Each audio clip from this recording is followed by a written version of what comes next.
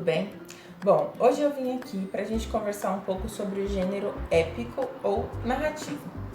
O gênero épico faz parte da divisão dos três grandes gêneros literários, que a gente pode retomar um pouco, né? Os gêneros literários, eles foram divididos lá na Grécia Antiga, nos estudos do Aristófanes, né? Que percebeu que as manifestações literárias, em suas estruturas, em suas formas, em suas temáticas, tinham algumas semelhanças e podiam ser divididas em três grandes gêneros para facilitar o estudo da literatura.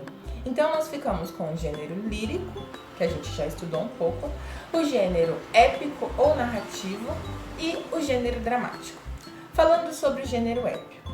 Bom, essa palavra épico, que vem do épicos do grego, é uma palavra que a gente ainda usa muito hoje e que significa grandes acontecimentos, né? O gênero épico surge a partir daí, da narração de grandes feitos das civilizações, de grandes heróis, né? E esses feitos, em sua maioria, eram narrados por meio de versos, né? Como a gente falou bastante quando a gente estudou o gênero lírico, a literatura ela era feita de forma bastante oral, falada, cantada. Essa tradição oral era muito forte, né, na Grécia Antiga até a Idade Média. Então, essas manifestações geralmente eram feitas por meio de versos metrificados, né, de ritmo e tudo mais. A partir do gênero épico que a gente começa a migrar mais para literatura escrita, né? Mas é por isso que o gênero épico, essas narrações, essas histórias ainda carregam essa estrutura de versos.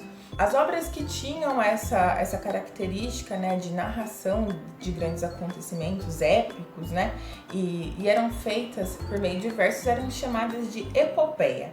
A gente tem epopeias muito famosas até hoje, como as escritas por Homero, né, como a Ilíada, a Odisseia, que contavam lá a história de Troia, de Ulisses, enfim, de todas aquelas grandes mitologias e fatos históricos mesmo daquelas civilizações, certo?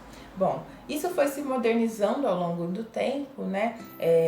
Ainda mais com a literatura escrita, corrida, e hoje a gente tem, em sua maioria, no gênero épico ou narrativo, obras em prosa, né? Que a gente vai ver nos romances, nos contos, nas crônicas, nas novelas, em todos esses subgêneros do gênero épico que a gente ainda vai falar um pouco mais. Certo?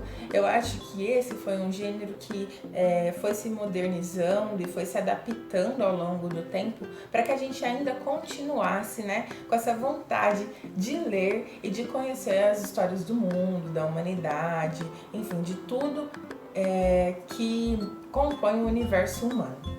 O gênero épico, né, tem alguns elementos, algumas características que a gente chama de elementos da narrativa.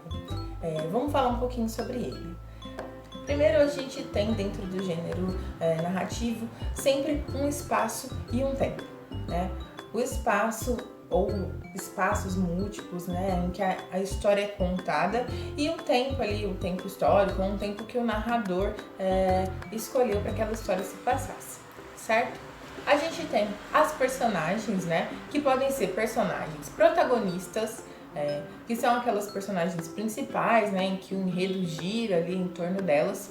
As personagens antagonistas, que são geralmente os personagens que entram em conflito, né, num embate com as personagens principais, os protagonistas. E as personagens secundárias, né, ou coadjuvantes, que são personagens que estão ali dentro do enredo, mas que não fazem muita diferença para o curso dos acontecimentos, certo?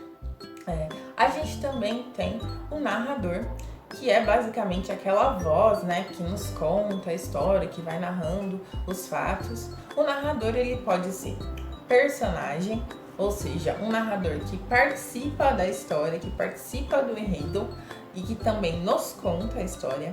Pode ser observador, que é nada mais nada menos que alguém que conta os fatos daquela história pra gente. E pode ser onisciente, que é também um narrador que conta os fatos pra gente, mas que parece estar dentro da cabeça das personagens, porque também acaba nos contando os sentimentos, as emoções daquelas personagens durante a história. Por que é importante a gente saber sobre esses lugares do narrador? porque, de acordo com o distanciamento do narrador da história, essa história fica, vamos dizer assim, menos confiável. Por exemplo, quando a gente vai contar uma história que a gente participou, a gente conta a nossa versão dos fatos, que muitas vezes podem não ter nada a ver com os fatos. Então é bom a gente prestar atenção no envolvimento do narrador com a história, certo? Bom, a gente também tem o foco narrativo. A história pode ser contada em primeira pessoa, geralmente isso acontece com os narradores personagens, ou em terceira pessoa, quando o narrador tem um distanciamento maior da história. A gente também tem o enredo, né?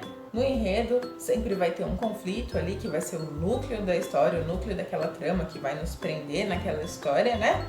E ele pode ser um enredo linear, que conta, né, os fatos de acordo com a ordem cronológica, ou um enredo não linear. Ou seja, o narrador pode começar a contar a história do fim e depois a história ir se desenrolando.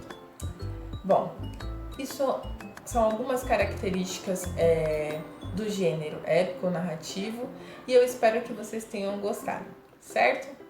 Um beijão!